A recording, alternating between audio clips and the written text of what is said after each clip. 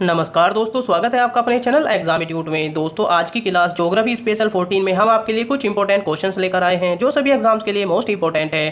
दोस्तों, अगर आपको हमारी वीडियो पसंद आ रही है तो लाइक कीजिए, शेयर कीजिए और चैनल को सब्सक्राइब करना न भूलें। चलते हैं क्वेश्चंस की तरफ।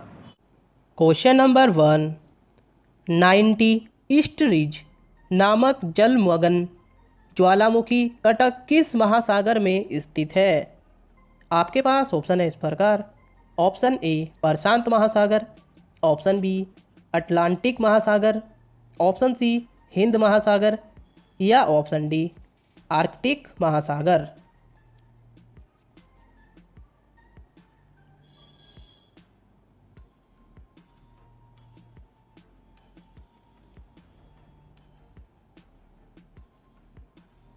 इसका सही आंसर है दोस्तों ऑप्शन सी हिंद महासागर। डिटेल में जान लेते हैं दोस्तों इसके बारे में।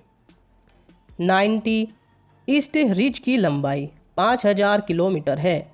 यह कटक बंगाल की खाड़ी से शुरू होकर दक्षिण की ओर जाती है। इसकी औसत चौड़ाई लगभग 200 किलोमीटर है। अगले क्वेश्चन की तरफ चलते हैं दोस्तों। क्वेश्चन नंबर 2, अफगानिस्तान का हेलमंद प्रांत किसकी खेती के लिए प्रसिद्ध है? आपके पास ऑप्शन है इस प्रकार। ऑप्शन ए तंबाकू, ऑप्शन बी अफीम, ऑप्शन सी गेहूं या ऑप्शन डी कपास।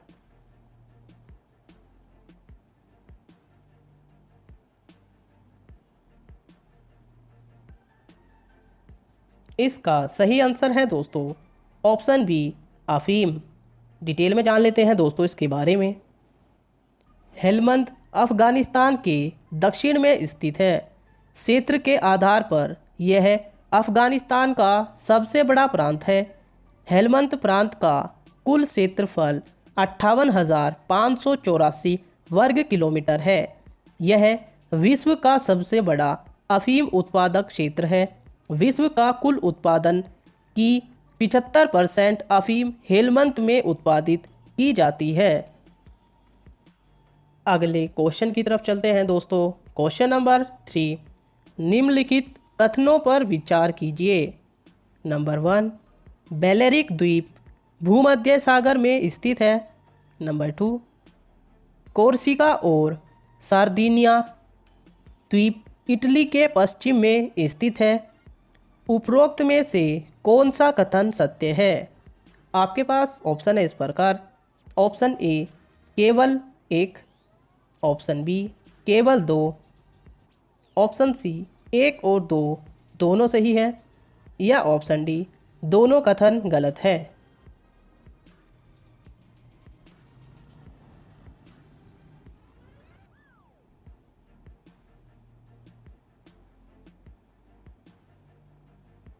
इसका सही आंसर है दोस्तों ऑप्शन सी एक और दो दोनों सही है। डिटेल में जान लेते हैं दोस्तों इसके बारे में। बेलेरिक द्वीप समूह स्पेन का हिस्सा है। यह द्वीप समूह भूमध्य सागर में स्थित है। इसका कुल क्षेत्रफल 4,992 वर्ग किलोमीटर है। सार्दिनिया सिसिली के बाद भूमध्य सागर में स्थित दूसरा सबसे बड़ा द्वीप है। यह इटली का स्वायत्त क्षेत्र है। अगले क्वेश्चन की तरफ चलते हैं दोस्तों। क्वेश्चन नंबर 4, जिब्राल्टर जलडमरू मध्य किन दो देशों को अलग करता है? आपके पास ऑप्शन है इस प्रकार।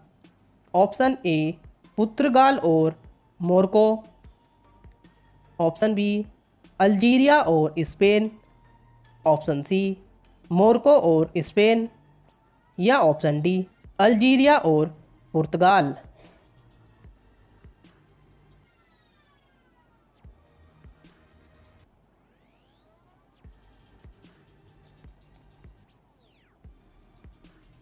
इसका सही आंसर है दोस्तों ऑप्शन सी मोरक्को और स्पेन।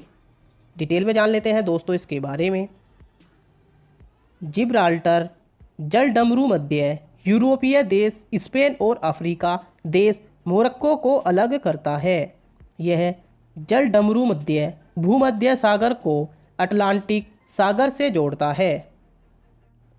अगले क्वेश्चन की तरफ चलते हैं दोस्तों। क्वेश्चन नंबर 5, गुआनो नामक प्राकृतिक उर्वरक किस क्षेत्र में पाया जाता है? आपके पास ऑप्शन है इस प्रकार। ऑप्शन ए तिएरा देल फ्यूगो, ऑप्शन बी अटाकामा मरुस्थल, ऑप्शन सी ब्राज़ील का मिनास गेरियस, ऑप्शन डी पेरू का तटीय क्षेत्र।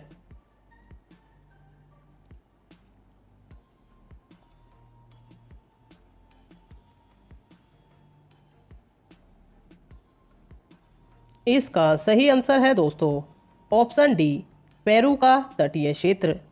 डिटेल में जान लेते हैं दोस्तों इसके बारे में।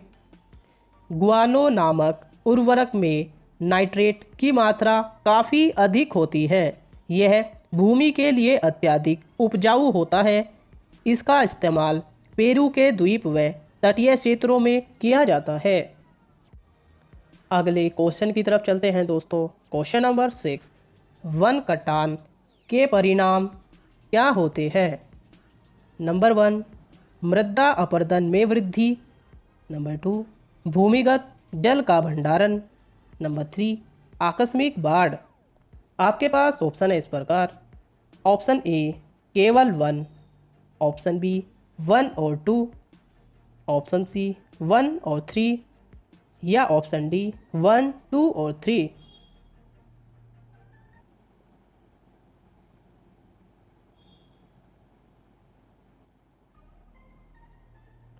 इसका सही आंसर है दोस्तों ऑप्शन सी 1 और 3।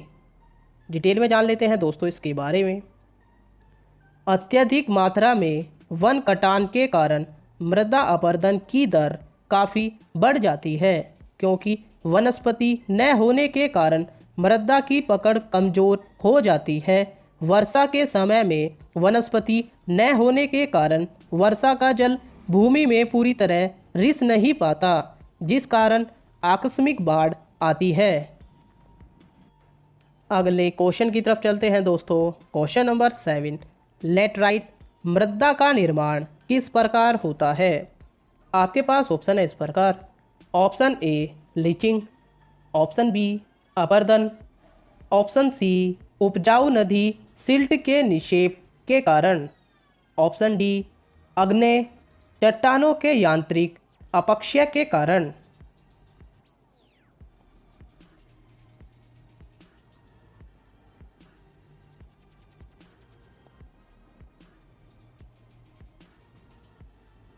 इसका सही आंसर है दोस्तों ऑप्शन ए लीचिंग।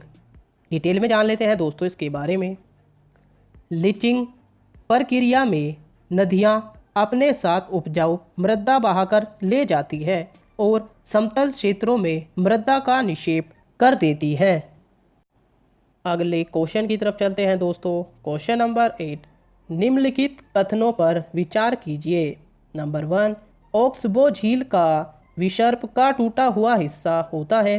नंबर 2, नदी के युवावस्था की विशिष्टता बाढ़ युक्त मैदान होते हैं। उपरोक्त में से कौन सा कथन सही है? आपके पास ऑप्शन है इस प्रकार। ऑप्शन ए केवल 1, ऑप्शन बी केवल 2, ऑप्शन सी 1 और 2 दोनों सही है या ऑप्शन डी दोनों गलत है।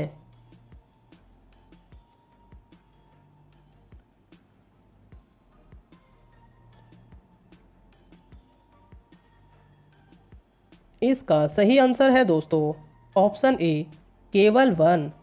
डिटेल में जान लेते हैं दोस्तों इसके बारे में। बाढ़ युक्त मैदान नदी की अंतिम अवस्था में दृश्यमान होते हैं। नदी की युवावस्था में गड्ढे, झरने व प्रपात दृश्यमान होते हैं। अगले क्वेश्चन की तरफ चलते हैं दोस्तों। क्वेश्चन नंबर 9, निम्नलिखित निक्षेपात्मक गतिविधियों का अवलोकन कीजिए। नंबर 1, मोरेन ग्लेशियल निक्षेप, नंबर 2 बर्चन पवन निक्षेप, नंबर 3 डेल्टा फ्लूवियल निक्षेप। आपके पास ऑप्शन है इस प्रकार। ऑप्शन ए केवल 2, ऑप्शन बी 1 और 2, ऑप्शन सी 2 और 3 या ऑप्शन डी 1, 2 और 3।